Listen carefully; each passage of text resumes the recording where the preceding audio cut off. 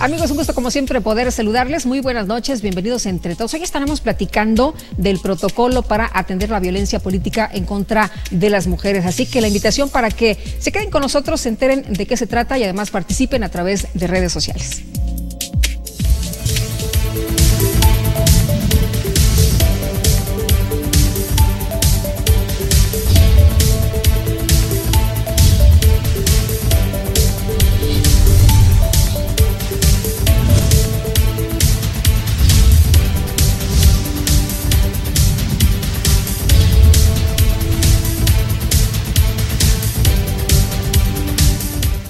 Y les quiero presentar a nuestra invitada en esta ocasión, es la doctora Valeria López Vela. Ella es coordinadora del Centro Anáhuac en Derechos Humanos. Muchas gracias por estar aquí. ¿Qué tal? Muy buenas noches a todas y a todos. Bienvenida. Muchísimas Oye, pues gracias. el tema de la violencia, para empezar, ¿desde dónde podemos partir? Fíjate que desafortunadamente todavía hoy, en pleno siglo XXI, tenemos un problema importante de violencia en contra del más del 50% de la población, es decir, me refiero específicamente al caso de las niñas y de las mujeres.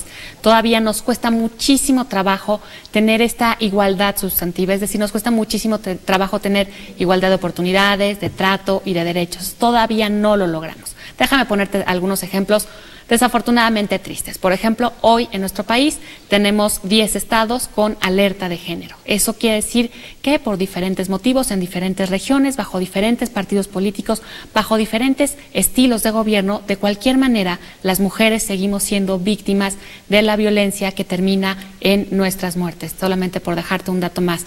En el mes pasado, por ejemplo, en el estado de Guerrero, que fue el último estado en donde decretamos la alerta de género, fallecieron en el mismo mes 50 motivos por un tema de violencia de género. Esto no puede seguir siendo así y la verdad es que las diferentes instancias gubernamentales, desde la Presidencia de la República, la Secretaría de Gobernación y los propios gobernadores se han dado cuenta de que este problema de violencia que genera muertes para las mujeres es algo que tenemos que atender prioritariamente. Pero también tenemos que aprender, por ejemplo, los problemas que tienen que ver con los temas de violencia obstétrica, es decir, toda esta serie de malas prácticas, omisiones, trato discriminatorio en contra de las mujeres que tiene que ver con su salud, pero primordialmente con el tema de la maternidad o los asuntos de la salud reproductiva que también están ligados a esto. Hemos encontrado un montón de fallas, un montón de errores en los protocolos que impiden que las mujeres podamos ejercer este derecho humano a la salud en igualdad de circunstancias como las que podría tener en el supuesto caso un varón.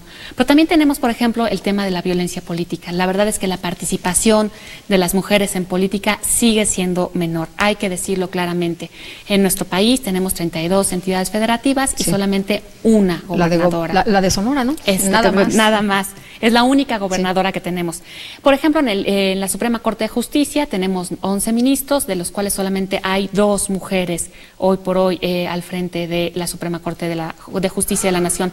En los próximos años tendremos 2 relevos importantes, el año que entra el primero y en 2 años el segundo. A mí me gustaría pensar que el tema del género será un asunto sensible al momento de elegir al siguiente ministro, es decir, al momento de elegir a la siguiente ministra. Ojalá que sea un tema que se considere. Yo creo que es muy importante tener representación femenina también en la Corte.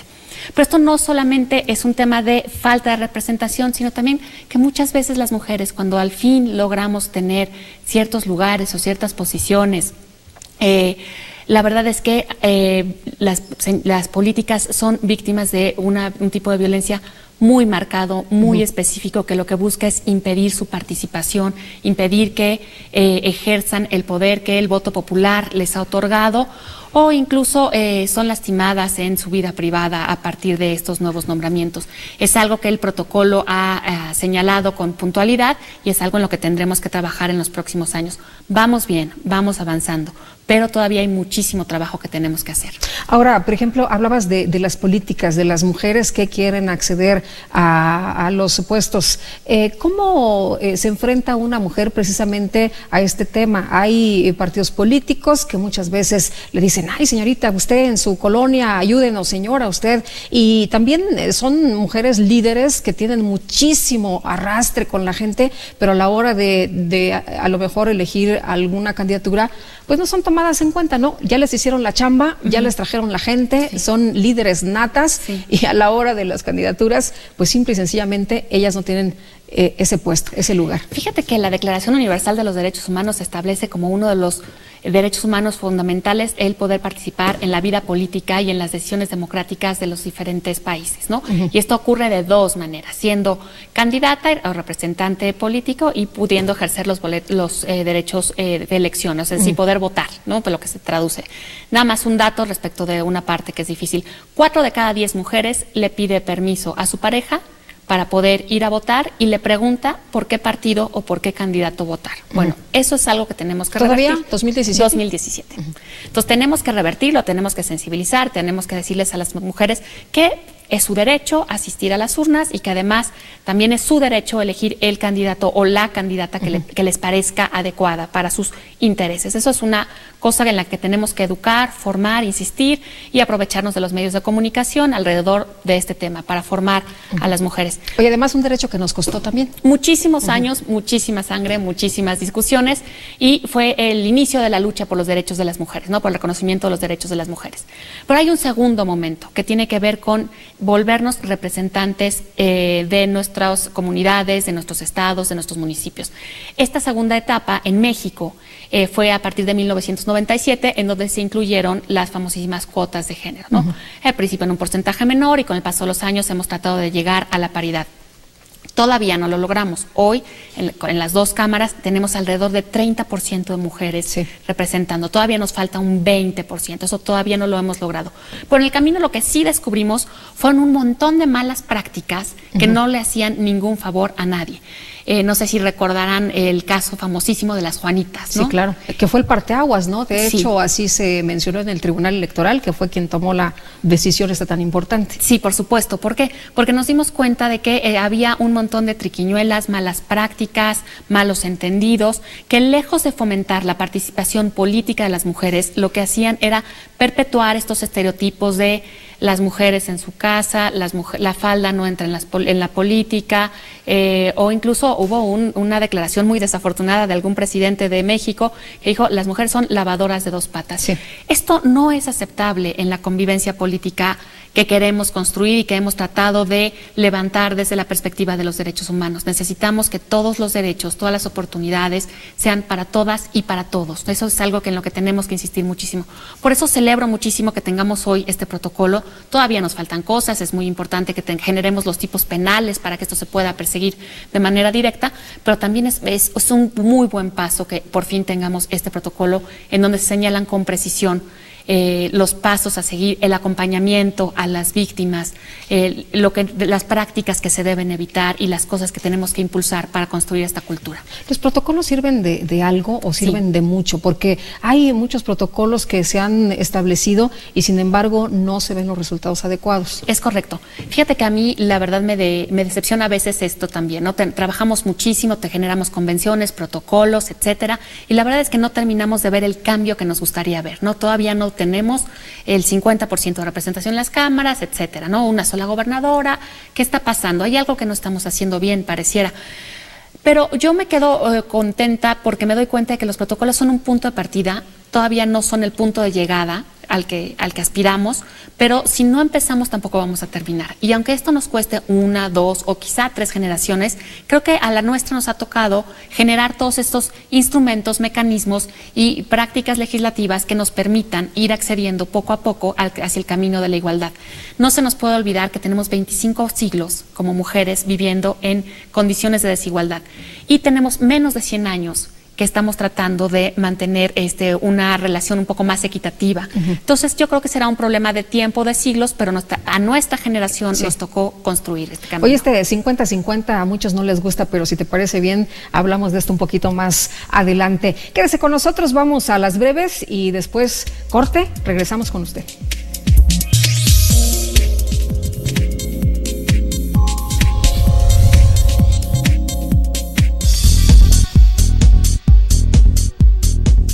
teatro infantil y juvenil sobre valores democráticos, que tuvo lugar en el auditorio del Instituto Electoral del Estado de México, con la entusiasta participación de niñas, niños, adolescentes y jóvenes estudiantes de primaria, secundaria y nivel medio superior, de instituciones educativas, públicas y privadas, así como de talleres y escuelas de teatro. Para esta edición se inscribieron 144 grupos de teatro de 47 municipios de la entidad, quienes dieron un mensaje sobre la importancia de practicar los valores democráticos y la democracia como una forma de vida.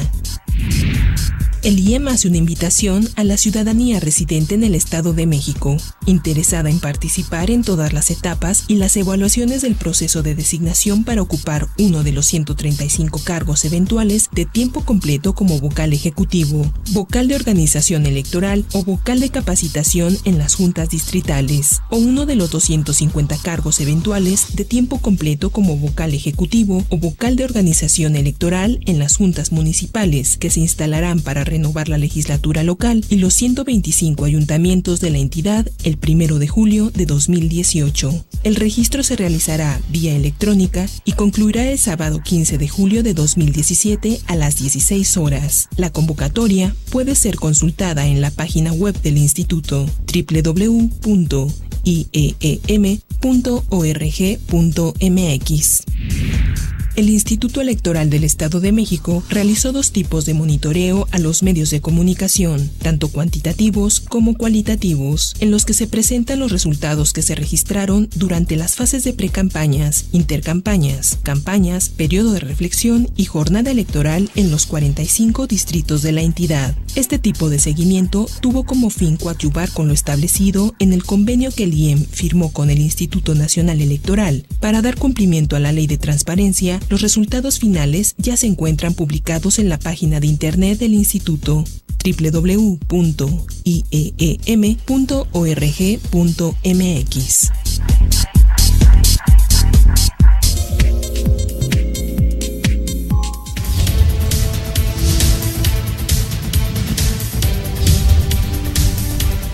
A todos los que participaron este 4 de junio, a los capacitadores, monitoristas, capturistas, asistentes electorales, supervisores, observadores electorales, partidos políticos, candidatos y candidatas, medios de comunicación, servidores electorales y funcionarios de mesas directivas de casilla. Pero sobre todo, a los mexiquenses que ejercieron su voto en esta elección. Gracias por darle valor. IEM, Instituto Electoral del Estado de México.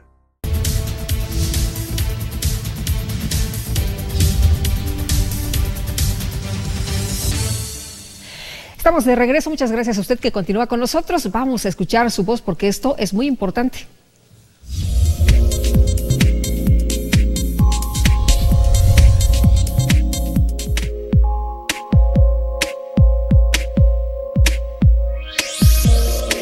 Pues haría la difusión, como lo dije anteriormente, haría la difusión que la mujer está en igualdad de circunstancias con el hombre y nada más es pues, fomentarlo, ¿no? Basado en, no sé, videos.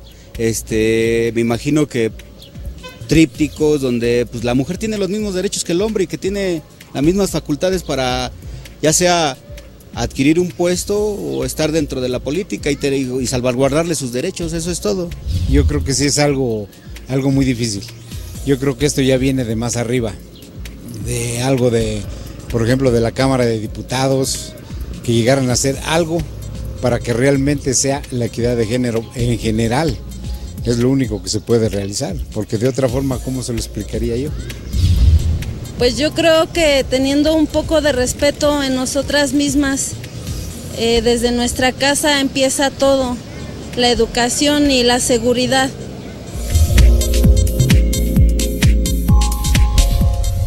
Bueno, y seguramente estarás de acuerdo con algunas de las posiciones que hemos escuchado esta noche de las personas que participan con nosotros con sus opiniones. ¿Cómo erradicar la violencia contra las mujeres? Decía una de las entrevistadas, la situación empieza desde la casa, sí, ¿no? ¿Ahí empieza todo? Yo creo que sí, pero a mí no me gustaría pensar o no me gusta pensar que solamente se arregla desde casa. Yo creo que lo que es privado también es político. Me explico. Pienso que es muy importante que las instituciones generen espacios obligatorios para que las mujeres poco a poco vayamos ocupando los lugares que siempre debimos tener. No es ningún favor, no es ninguna cosa como de buena voluntad. Es un espacio que nos corresponde. ¿Por qué? Porque en democracia caben las voces de todas y de todos. Y somos más del 50% de la población. Entonces, pedir el 50% de los espacios es solamente pedir la representación proporcional al número de personas, de mujeres que somos y que estamos habitando en el mundo y también en México, ¿no? 50-50 a mucha gente no le gusta, muchos hombres, digamos, no les gusta porque dicen, oye, ¿qué concesión? ¿Por qué? Por el simple hecho de que eres mujer ya te toca. Y bueno, pues la lucha siempre está ahí. ¿Por qué a nosotros sí nos va a costar y a las mujeres no? A todos nos cuesta. Yo creo que es lo primero que quisiera decir. A todos nos cuesta, todos tenemos que esforzarnos. Yo estoy segura de que hay muchísimas mujeres que están absolutamente preparadas y listas para ocupar espacios que históricamente han estado cerrados para nosotras y que ya es momento que ocupemos. La verdad es que yo me doy cuenta en las universidades, en el foro público, que las mujeres nos hemos dedicado las últimas décadas a prepararnos, a educarnos. Las encuestas no me van a dejar mentir. La mayoría de las personas que terminan hoy un posgrado en México y en el mundo somos precisamente mujeres. ¿Por qué? Porque nos hemos querido preparar para ser las profesionales calificadas que podemos, además de ser mujeres, ocupar estos espacios que nos corresponden con profesionalismo y con eficiencia. Para que no digan que las mujeres no están preparadas. Estamos más preparadas hoy proporcionalmente que los varones. Oye, otra de las cosas importantes es en este tiempo de atención a estos temas de los derechos de las mujeres que hemos avanzado, se habla de la inequidad. Inequidad, por ejemplo, cuando hay alguna campaña en tiempos de radio y televisión. Sí. Inequidad en la distribución de los recursos, por ejemplo. Son dos asuntos que a mí me parecen relevantes. Sí. ¿Qué piensas? Fíjate que eso está muy claro en el protocolo. Son algunas de las malas prácticas que suelen ocurrir cuando a las mujeres las ponen los partidos políticos para competir. Una práctica que fue muy utilizada fue la de ponerlas solamente en distritos perdedores, los distritos que sabían que no iban a ganar. Para asegurarse de que no ganaran. No, si ya ganaban, mujeres, pues qué buena onda. Pues qué buena suerte, pero no habíamos perdido nada de cualquier manera. Esa es una práctica. Luego les avisan tarde de las fechas y las convocatorias y inician tarde la competencia electoral. Yo creo que no se vale. Yo creo que la democracia es un juego en el que, en la medida en la que todos podamos competir en igualdad de circunstancias, podremos tener mejores resultados para la ciudadanía, no solamente para los competidores. La inequidad en la distribución de los recursos y del tiempo también es una práctica que yo estoy segura que desde el INE van a tener que controlar cada vez mejor cara al 2018, que serán seguramente las elecciones más complicadas que hemos visto durante los últimos 30, 40 años, no solamente por la diversidad de los candidatos, sino por la cantidad de estados que van a estar participando. Prácticamente todos, no todos, pero prácticamente en todos los estados habrá algún tipo de elección. Entonces eso nos va a obligar, puede ser un gran experimento y un gran momento para verificar que las condiciones de igualdad de circunstancias entre hombres y mujeres al momento de emprender la carrera política se darán en condiciones de equidad. Yo creo que ese puede ser un gran reto para el INE. ¿Cómo bajar la agresión? Hay agresiones de todo tipo, empezando por las verbales. Estaba revisando algunos datos. Decía que, por ejemplo, no tan lejos, yéndonos al 2015, en campaña electoral, ponen unos espectaculares y en Sonora, ¿no? Te ponen este espectacular que las mujeres cargadas y en la esquina, ¿no? Y algunas otras más groseras y más fuertes. Fíjate que yo es algo en lo que he insistido desde hace muchos años. No podemos darnos el lujo como sociedad mexicana democrática de tener discursos de odio ni en el ámbito político, especialmente en el ámbito político, ni tampoco en otros espacios, por ejemplo, como podría ser el universitario. Es algo en lo que tenemos que luchar todos y todas, porque es una lógica que solamente genera división y desigualdad para las partes y una fractura social que es bien difícil de reparar. Entonces yo estoy muy cercana y muy sensible a este tema de los estereotipos, el prejuicio machista, las descalificaciones en contra de las mujeres, que al final del día, ¿en qué se traducen? En menos igualdad de oportunidades y remotamente pues en feminicidios. Hay que decirlo, de las palabras se siguen las acciones. Y si no respetamos la vida, el honor y la dignidad de las mexicanas, pues estamos muy lejos de ser la sociedad que queremos ser. Ahora, ¿cómo se detecta esta violencia? Porque hay personas que dicen es que ya es la violencia es algo normalizado, ya ¿cómo lo detectamos? ¿Cómo sabemos en qué momento hay violencia? Que una manera de perpetuar la violencia es invisibilizarla, es decir, normalizarla, fingir que así es, así ha sido siempre y no pasa nada. Y creo que se hace exactamente al revés, insistiendo, señalando, diciendo que esto no está bien. Déjame ponerte un ejemplo. Hace 4 años, cuando fue el Mundial y empezaron todas estas cuestiones respecto del grito ofensivo que se hace en los estadios, se armó una gran discusión, ¿no? Respecto a si era una práctica, que exagerados, que no significaba lo que estaban diciendo, que era una cosa casi propia del folclore, del fútbol mexicano, y que tenemos hoy 4 años después, una clara sanción de la FIFA diciendo a la afición mexicana que eso es inadmisible, que eso no puede suceder y que eso no está bien. Y que se va a sancionar, ¿no? Y que se va a sancionar duramente. Aparte, para los aficionados al fútbol debe ser algo muy difícil, se va a sancionar duramente.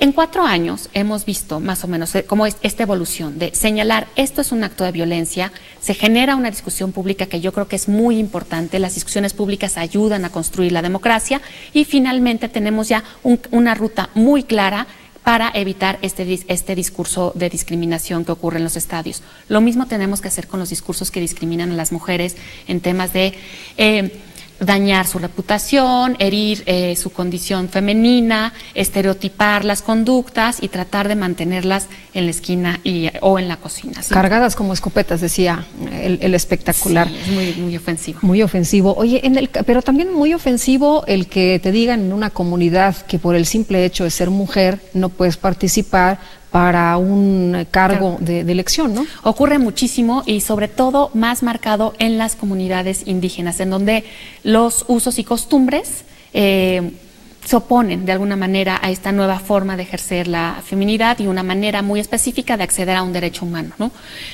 Fíjate que ahí lo que hemos encontrado es que las mujeres... la Constitución protege este derecho a las mujeres. Si las mujeres indígenas tienen ganas, quieren, se sienten preparadas para representar los intereses de su comunidad y la comunidad las ha respaldado con el voto, deben hacerlo. Hay un par de sentencias muy importantes del TRIFE al respecto, que fueron como los primeros casos de violencia política más visibles que seguramente desencadenaron este protocolo y que creo que debemos seguir insistiendo en este camino. Las mexicanas, en cualquier estado, en cualquier circunstancia, tenemos derecho de participar en la vida política de nuestro país. No solamente porque tenemos derecho, que es la primera parte, sino sobre todo porque estoy segura que la sociedad nos necesita. Yo estoy absolutamente convencida de que la sensibilidad, la mirada, la lógica femenina, lejos de restar a la discusión política, la construye. Hay muchos temas y mucha agenda que queda todavía pendiente porque no ha tenido el impulso de las necesidades de las mujeres, porque no estamos poco representadas en las cámaras. Y eso la verdad es que nos frena a todos, porque las mujeres no solamente vamos en solitario, las mujeres representamos también a las familias. Entonces, en la medida en la que las mujeres estemos más cerca de la representación política y de la vida pública, nuestras familias también se sentirán más protegidas en muchos aspectos, tanto para mujeres como para varones, como para niños, como para adultos mayores. Oye, pero el asunto es que tenemos muy bonitas leyes, muy buenas leyes, pero dices, la Constitución nos protege, la Constitución nos da, nos brinda, pero a la hora de la verdad, pues parecieran cosas distintas. Es correcto. La verdad es que un primer paso son las leyes, los protocolos, las convenciones, las constituciones incluso, son un punto de salida. ¿Qué es lo que tenemos que hacer? Construir la cultura de los derechos humanos. Romper los estereotipos, hacer que la igualdad no sea algo que se tenga que demostrar ni pelear, sino la moneda de cambio del día a día de las mexicanas y los mexicanos. Ese es nuestro trabajo y esa es nuestra labor. Pero sin las leyes no podemos hacer mucho. Es una primera parada. Y de ahí en adelante construirla, romper los estereotipos. Estaba leyendo que hace unos días apenas se inauguraron las primeras escuelas incluyentes del país en un modelo bastante revolucionario. Yo creo que es una cosa que tenemos que acompañar, dar seguimiento y estar muy al pendiente de que dé los resultados que queremos que dé. Es decir, que en esas escuelas la discriminación no sea una práctica aceptable, como no debería ser en ninguna escuela de este país, pero sabemos que ocurre y que tenemos que revertirla. ¿Cómo le hacemos para establecer esta cultura de los derechos humanos, para intentar que pues se siembre la semilla y que pronto veamos resultados? Fíjate, yo te diría 360 grados. Ahí sí, por ejemplo, los medios de comunicación tienen todo por acompañar, por aportar, por ayudarnos con ese camino. La verdad es que impedir tratos machistas, discriminatorios para mujeres o para cualquiera de las minorías de este país es muy importante, un gran compromiso mediático. Un segundo paso tendría que ver con la educación, por eso mencionaba el tema de las escuelas, y un tercer paso, el compromiso de todos los políticos y las políticas de este país. Muy bien, pues seguimos platicando del tema, tenemos que ir al comentario y después una pausa, pero regresamos rapidísimo con más de esta información que nos tiene hoy la doctora y sobre todo, pues para abordar otros temas interesantes sobre, por ejemplo, quiénes son las víctimas, quiénes son, pero aparte, cómo se resuelve la situación de quien tiene algún problema, cómo se sale, cómo se le apoya y cómo se resuelve. Continuamos.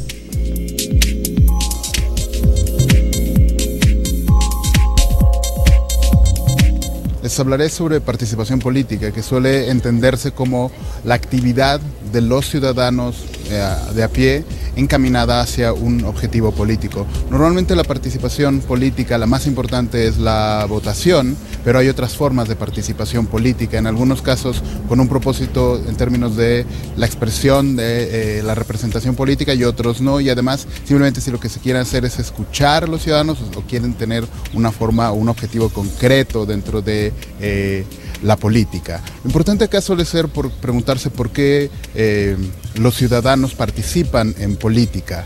Y normalmente esta respuesta tiene que ver con una pregunta parecida, es que es ¿por qué no participarían los ciudadanos? Uno es porque no quieren, es decir, pueden no estar interesados, se sienten muy alejados de la política. Otro porque no pueden, es decir, o porque no tienen los recursos o el tiempo o los contactos para hacerlo. Y otra porque no han sido pedidos de participar, es decir, no se les ha pedido participar. Y ahí tiene que ver con las oportunidades que existen dentro de los regímenes políticos del sistema o las instituciones para que los individuos participen.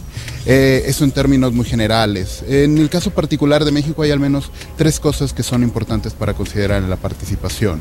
Uno tiene que ver en términos de por qué la gente participa, los recursos, pensemos en asuntos como la desigualdad social, que suele traducirse también en desigualdad sociopolítica, es decir, si los individuos participan más porque están más educados o porque tienen más recursos o porque tienen ciertas ocupaciones, hay un problema de desigualdad. Otra cosa es, por ejemplo, la migración, es decir, los ciudadanos que migran o que regresan también influyen en la participación, y la otra la violencia, es decir, si esto desinhibe o más bien magnifica las posibilidades de participación.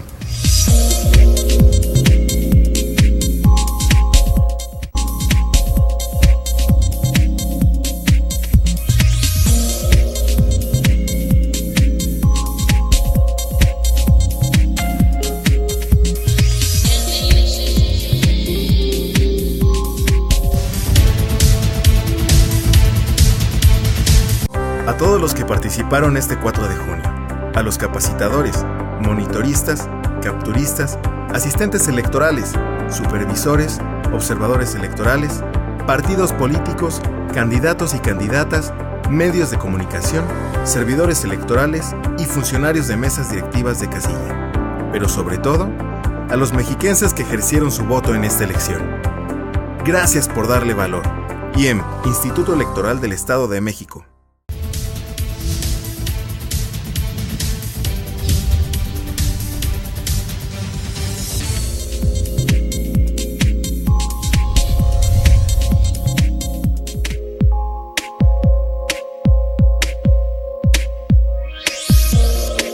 Bueno, yo pienso que es desde la casa, con la igualdad de nuestros hijos e hijas, tener los mismos consideraciones a los dos y los labores a los dos. Pues en primer término, enseñarles sus derechos, los derechos que tenemos, nuestros valores que tenemos, porque es lo que nos hace falta, comunicación. Desgraciadamente en ciertos lugares no hay mucha información para que la mujer sepa cuáles son sus derechos y sus valores. Empezando desde la casa, hacer valer nuestros derechos con la igualdad, no dejarnos del esposo, y de la misma forma en la política. Nosotros valemos y podemos hacer un mundo de cosas.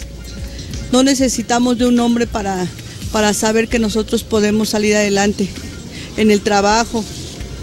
En mi caso, gracias a Dios, he trabajado para mi hija y he salido adelante y no me siento menos ni más que nadie. Yo valgo y valgo bastante.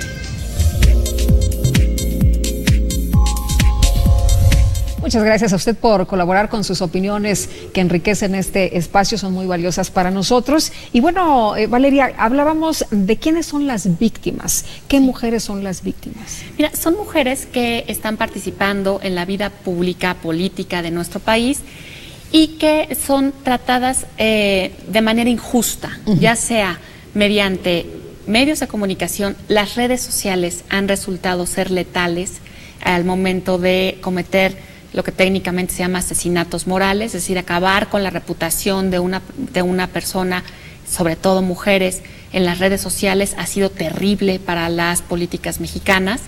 Y también a quienes de alguna manera estamos tratando de impedir su participación, ¿no? Que ya fueron electas, ganaron en contra de toda encuesta y de cualquier manera, a pesar de eso, sus mismos compañeros de partido a veces o algunas veces sus subordinados les dicen, es que tú no sabes gobernar, tú no vas a poder representar los intereses de nuestra comunidad, nosotros no nos vamos a dejar mangonear por una mujer, y hacen lo imposible, desde violencia psicológica hasta a veces violencia física, para impedir que ejerzan el cargo público para el que fueron electos. Hay muchos casos de los que podemos platicar y bueno, en Chiapas, por ejemplo, una mujer que gana y que pues ya tiene ahí hasta su carta de que ella ganó, su constancia, en fin, y no la dejan tomar posesión como presidenta municipal.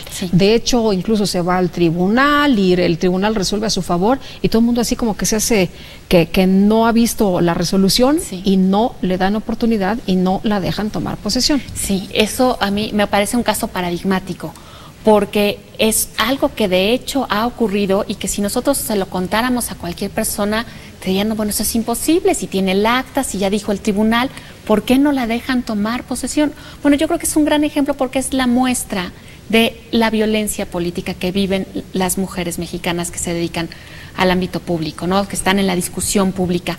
Y es precisamente lo que el protocolo trata de señalar, prevenir, revertir. ¿Cómo? Primero, no cediendo frente a las presiones, es decir, ese espacio ha sido conquistado por una mujer y es su derecho legítimo mantenerlo, ¿no? Que esa ha sido un poco la decisión del tribunal.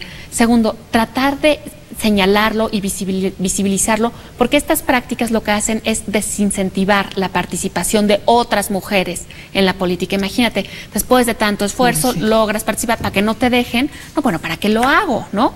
Entonces, y esa es una derrota simbólica, pero que genera daño entre generaciones. Entonces creo que no debemos perderla solamente por el daño que genera para la siguiente generación de mexicanas que quieran participar en la política. Entonces el protocolo ha sido muy sensible a estos casos en el sentido de señalar estos abusos, dar acompañamiento jurídico a las mexicanas que están en esa circunstancia.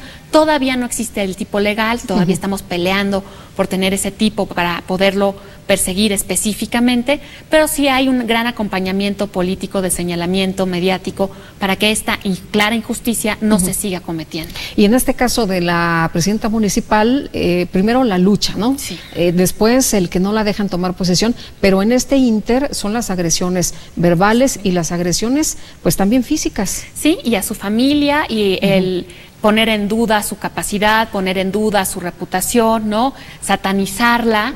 Y la verdad es que eso genera un daño muy importante en la percepción de ella, pero también en la percepción de las mujeres y nuestra participación en la vida pública del país. ¿A quién de nosotras nos gustaría que nos pusieran tan en duda en frente de la mirada pública? A nadie. Y eso desincentiva la participación política de las mujeres. Por eso no lo podemos permitir. Es el caso, y por supuesto que merece toda la atención jurídica, pero también tiene secuelas políticas que no podemos dejar pasar. Recuerdo también el caso de la presidenta municipal de Temixco, en Morelos. Ya ves que un día me parece que duró en el poder y bueno, fue asesinada, ¿no? Sí. La violencia a su máxima expresión. Sí, ese es un caso que ha sido terrible y se cruzan dos de los grandes problemas de México, ¿no? El problema de la violencia política y este tema de los feminicidios, ¿no? A mí cuando me preguntan sobre ese asunto, estoy segura que no podemos dar un paso para atrás, que tenemos que seguir insistiendo, que todavía no llegamos a donde queremos llegar, pero lo que no podemos permitir es que nuestras mujeres, nuestras mexicanas, se sigan muriendo en la impunidad como si nada pasara, como si nada cambiara, como si fuéramos prescindibles del mapa de la República Mexicana. Estoy segura que no. Valeria, ¿cómo nace este protocolo? Este protocolo es consecuencia de una convención que hubo en Perú en 2015, en donde los miembros de la OEA se sentaron a platicar para señalar y para precisar los temas de violencia política que ocurre para las mujeres. No es exclusivo de México, en el mundo en general tenemos muchos temas de violencia política. Déjame ponerte un par de ejemplos. El más reciente y más visible mundialmente fue el caso de Hillary Clinton, ¿no? Buena parte de los ataques que le hizo su contrincante político durante la campaña tenían buena carga de género, ¿no? Había como un desprecio porque solamente era una mujer desagradable, ¿no? Sentó en el último debate presidencial a las examantes de su marido. Había una clara intención de mermar la imagen femenina de Hillary. Y si esto nos ocurre en democracias un poco más avanzadas, imagínate lo que tenemos en democracias menos avanzadas, ¿no?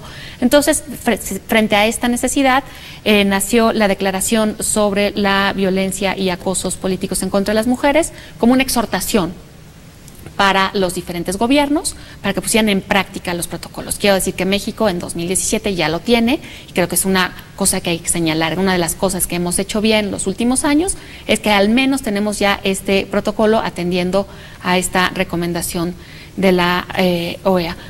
Esto es muy importante. Ahora, ¿ya terminamos? No, todavía no terminamos. Todavía nos faltan cosas, nos falta tener los caminos jurídicos específicos para que se puedan sancionar. Porque los protocolos son un punto de partida, pero no es a donde queremos llegar. Necesitamos erradicar esta práctica y las sanciones jurídicas ayudan a desincentivar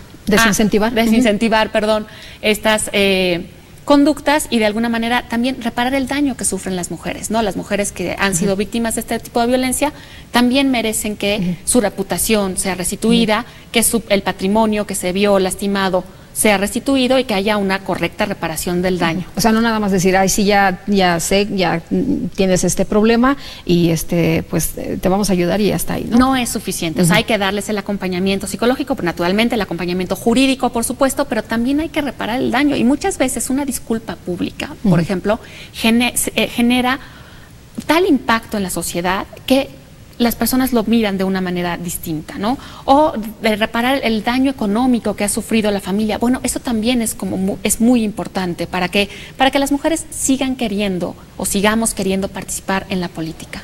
De acuerdo con la información que das a conocer, recordé este movimiento que surgió después de que le dicen a Hillary Clinton, señor Trump, Nasty Woman. Sí. Sale el movimiento de las mujeres Nasty, sí. Y dice, sí, soy desagradable, fíjate, sí. Soy desagradable para ti que no quieres reconocer el valor de las mujeres, por ejemplo. Por supuesto, y ha sido un movimiento, la verdad es que a mí me gusta mucho, es un movimiento que respeto y además me identifico con él porque es un movimiento que ha sido 360 grados.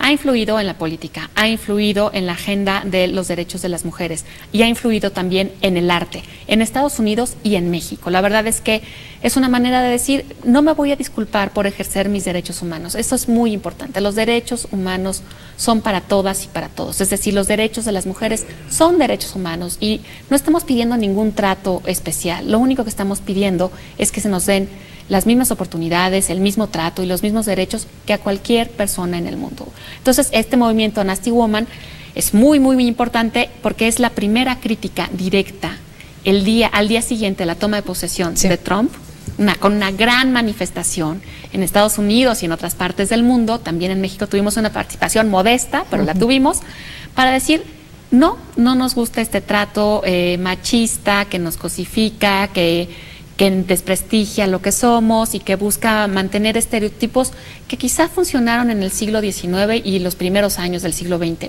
pero que 100 años después son absolutamente fuera de rango. Muy bien, pues continuamos con más del protocolo y me gustaría que nos platicaras cómo se acompaña, cómo se denuncia, cómo es esta solución que hay para alguien que sufre violencia política. Vamos a continuar, pero antes escuchamos algo y vemos algo sobre cultura. Hablando de cultura, que fue el movimiento de Nasty Women que empezaron precisamente mujeres artistas, vamos a hablar de cultura colectiva. Adelante.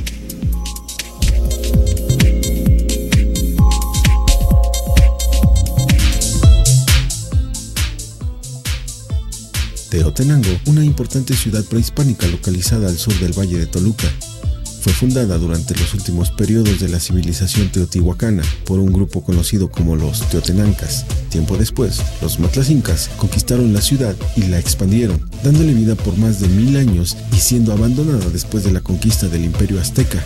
El nombre de Teotenango se deriva de las 3 palabras náhuatl: Teotl, Dios, sagrado, divino; Tenamitl, muro o fortificación; y Co, lugar o En, de lo cual lleva a diferentes traducciones como en el lugar del muro divino.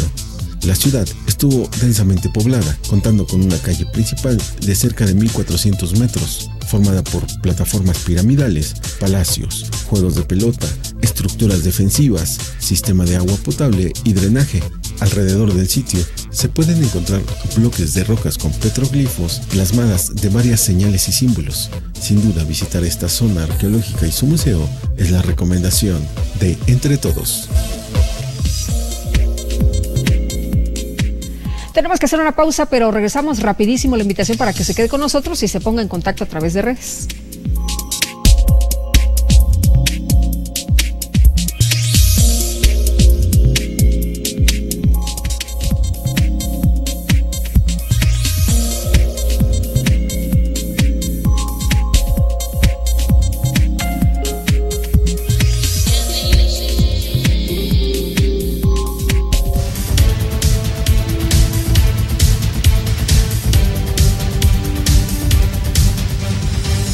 A todos los que participaron este 4 de junio, a los capacitadores, monitoristas, capturistas, asistentes electorales, supervisores, observadores electorales, partidos políticos, candidatos y candidatas, medios de comunicación, servidores electorales y funcionarios de mesas directivas de casilla. Pero sobre todo, a los mexiquenses que ejercieron su voto en esta elección. Gracias por darle valor. IEM, Instituto Electoral del Estado de México.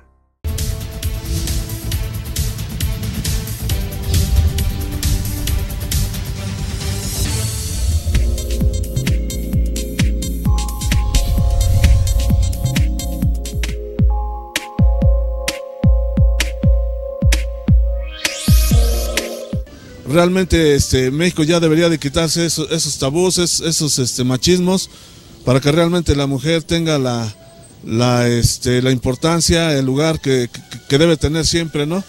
Entonces es importante que a lo mejor desde la casa, desde que estamos en el seno materno, le demos la importancia a la mamá, a la hija, a la tía y todo eso, para que todo realmente vaya como debe de ser. Para terminar con la violencia política de nuestro país, todavía nos falta mucha educación a nosotros, porque realmente nunca captamos lo que una mujer, a veces las decisiones que ella tiene, que son mejores que nosotros. Y como siempre en México también todavía existe el machismo, de que realmente nunca queremos que una mujer nos gobierne. ¿Por qué? Pues porque la vemos, digamos, de un nivel tan inferior a nosotros, y que realmente eso no puede ser, porque ellas nos pueden gobernar mejor que un hombre, valga la expresión.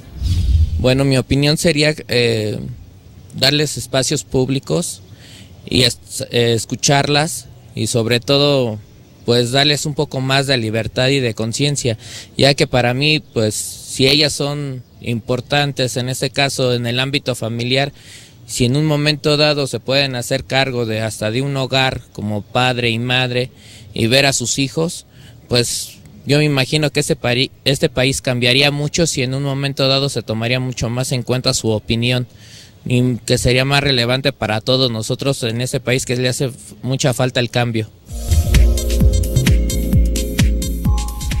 Muchas gracias a usted que participa con nosotros a través de su voz y también en redes sociales. Y Valeria, continuamos con este tema y preguntaba yo antes de irnos a la pausa sobre cómo funciona el protocolo, cómo se hace la denuncia, cómo hay un acompañamiento, cómo se resarce el daño y cómo las mujeres se enteran y se involucran. Fíjate, este protocolo lo que hace es señalar pasos muy específicos para ir acompañando el caso de violencia, ¿no? Primero, hay una línea 01800 háblalo, ¿no? Que es donde se puede presentar la denuncia, y en el caso de que sea un hostigamiento bastante especial, se puede atender en la CEAF o se puede atender en la CONAVIM, ¿no? Ambas instituciones, la primera para atender a víctimas y la segunda para atender la violencia en contra de las mujeres. ¿Qué es lo que necesitamos? Pues necesitamos primero recuperar las pruebas, ¿no? Armar el expediente, y en el caso, hay casos muy específicos que a mí me gusta mucho insistir en esta figura, en las órdenes de protección, que pueden ser muy útiles en los casos de violencia, no solo para las políticas, sino también para las mujeres en general, ¿no? Es decir, señalar, esta persona me está agrediendo, está poniendo en riesgo mi integridad física, le pido por favor, señor juez, que me dé una orden de protección para que al menos haya un freno para y que se salvaguarde mi seguridad. Yo creo que es una cosa que tendríamos que hacer muchísimo. Otro paso que a mí me parece muy importante es señalarlo en los medios de comunicación, decirlo una y otra vez, cuantas veces sea necesario.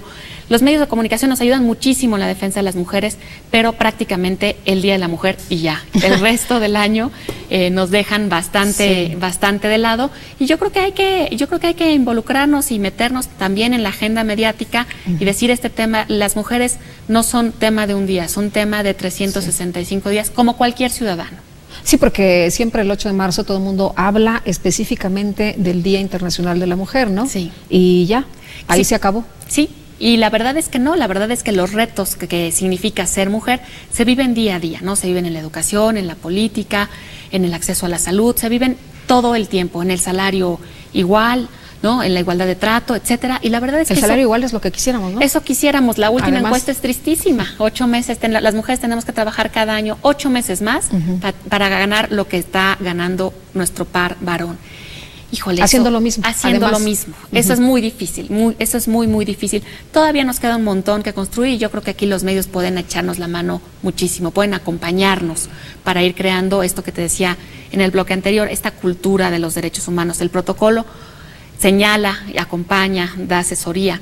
Todavía nos falta ir un poco más allá, pero lo que es más importante es generar esta cultura en donde tratar mal a alguien por cuestión de raza, género, creencias religiosas sea francamente inaceptable, que es algo que nuestra cultura mexicana no permita, ¿no? Por clase social, por raza, las últimas encuestas son escandalosas respecto de el alto nivel de discriminación en el que vivimos las mexicanas y los mexicanos. Yo creo que ya llegaron los días de cambiarlo, yo creo que ya llegaron los días de luchar por la igualdad, yo creo que ya llegaron los días de la equidad, y eso es lo que tenemos que hacer. Lo que no puede pasar es que ser mujer sea un obstáculo para desempeñar un cargo público, y yo creo que eso es lo más importante que debe lograr el protocolo.